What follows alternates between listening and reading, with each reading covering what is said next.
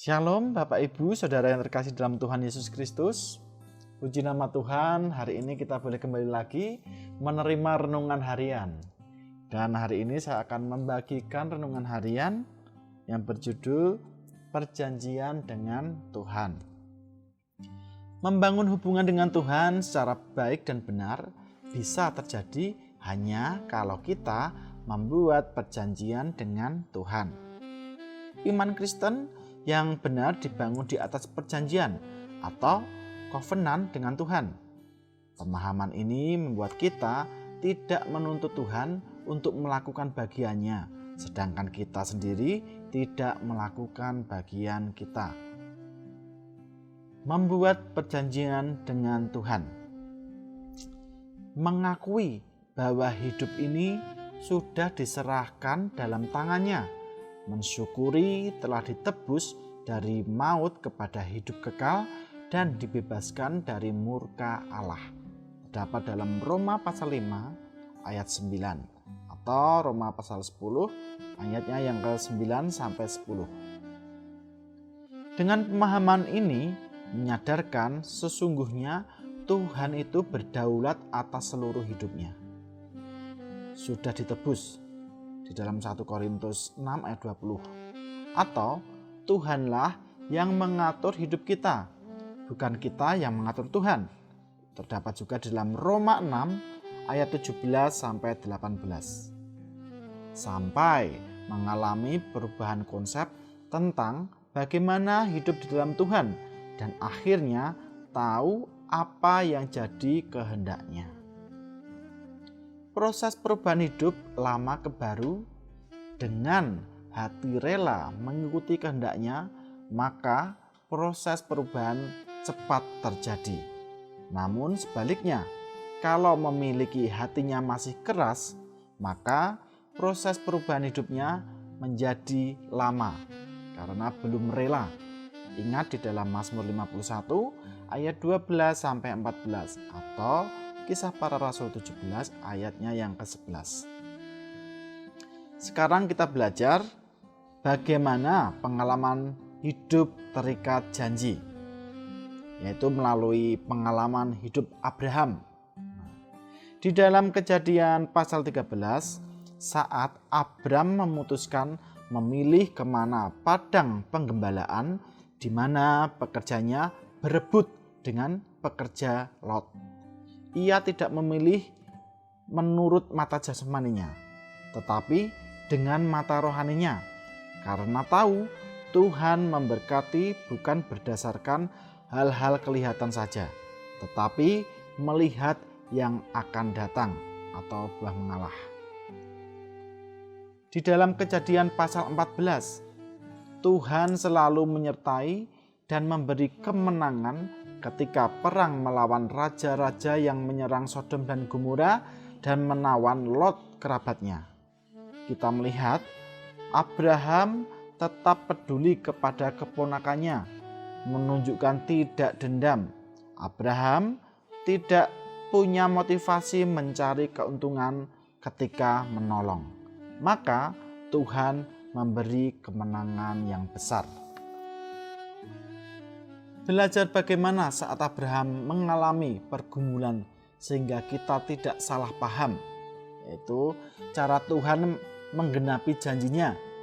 Ketika sekian waktu belum juga punya anak seperti yang Tuhan janjikan, Abram setuju ketika Sarai menyerahkan Hagar sehingga lahirlah Ismail. Salah paham ini berakibat, yang pertama, selama 13 tahun Tuhan tidak berbicara. Coba saudara baca di dalam Kejadian pasal 16. Umur Abram 86 tahun. Nah, dalam Kejadian pasal 17 ayat 1, umur Abram 99 tahun. Abram masih mendoakan agar Ismail yang mewarisi janji Tuhan. Dalam Kejadian 17 ayatnya yang ke-18. Lewat peristiwa ini kita belajar sabar menunggu waktu janji Tuhan digenapi, jangan berupaya atau mengusahakan sendiri dengan cara dan akal budi sendiri. Lalu yang kedua, karena Tuhan adalah Allah yang setia.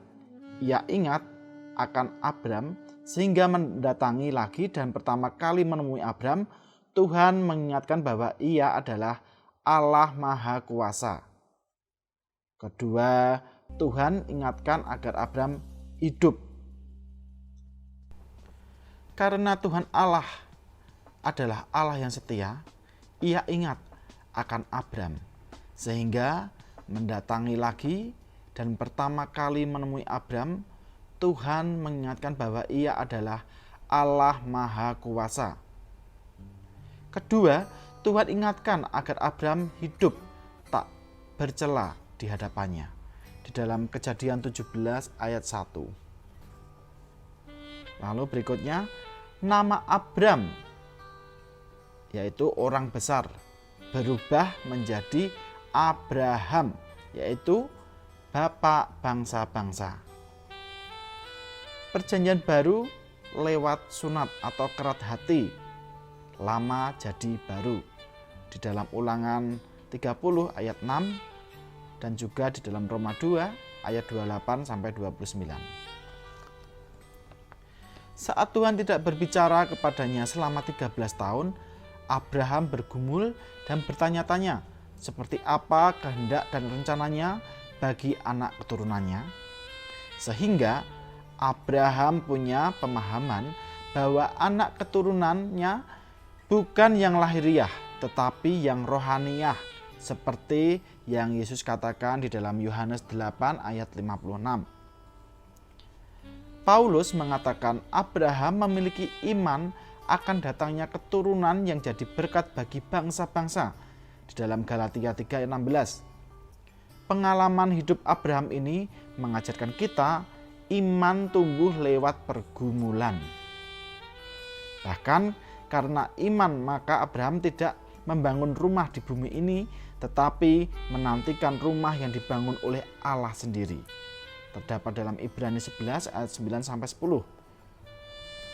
Cara pandang Abraham ini mengajarkan kepada kita, walau seorang kaya raya, ia tidak melihat kekayaan itu hal utama dalam hidupnya, tetapi mata rohaninya terarah kepada hal-hal akan datang di dalam kekekalan atau rumah abadi orang percaya adalah surga. Dari pengalaman hidup Abraham ini kita melihat Tuhan itu setia, tidak pernah meninggalkan Abraham dalam segala pergumulan hidupnya. Selalu menyertai, memberikan petunjuk sehingga melalui pergumulan hidupnya, akhirnya Abraham tumbuh dalam pengenalan kehendaknya secara baik dan benar. Lalu pengalaman hidup Abraham ini juga merupakan acuan bagi hidup kita. Jangan mencontoh kesalahan, tetapi yang positif dalam memandang arti dan tujuan hidup dunia ini hanya fana adanya. Rumah yang sesungguhnya di surga dibangun oleh Tuhan Yesus. Kalau kita mengikuti iman Abraham, maka kita juga mewarisi janji-janji Tuhan kepada Abraham. Itu terdapat dalam Galatia 3 ayatnya yang ke-29. Rahasia kesuksesan hidup sebagai umat pilihan adalah sadar hidup sebagai umat perjanjian harus melakukan bagian kita, bukan hanya menuntut Tuhan untuk menggenapi bagiannya. Melakukan bagian dasarnya dengan kasih dan hormat kepada Tuhan atau takut kepada Tuhan. Firman Tuhan di dalam Mazmur 33 ayat 18 atau Mazmur 34 ayat 10 mengatakan, sesungguhnya mata Tuhan tertuju kepada mereka yang takut akan Dia, kepada mereka yang berharap akan kasih setianya. Takutlah akan Tuhan, hei orang-orangnya yang kudus, sebab tidak berkekurangan orang yang takut akan Dia. Amin. Bapak, Ibu, Saudara, puji nama Tuhan, kita bisa mendengarkan bersama renungan hari ini. Mari kita akan bersama-sama sujud di altarnya, memuji Tuhan. Kita nyanyikan nyanyian pujian, nyanyi dan bersoraklah, atau Yesusku penyelamatku. Mari kita ajak saudara, keluarga untuk bersama-sama berdoa bagi kota ini, bagi gereja, bagi bangsa dan negara. Puji nama Tuhan, Tuhan Yesus memberkati kita semuanya. Amin.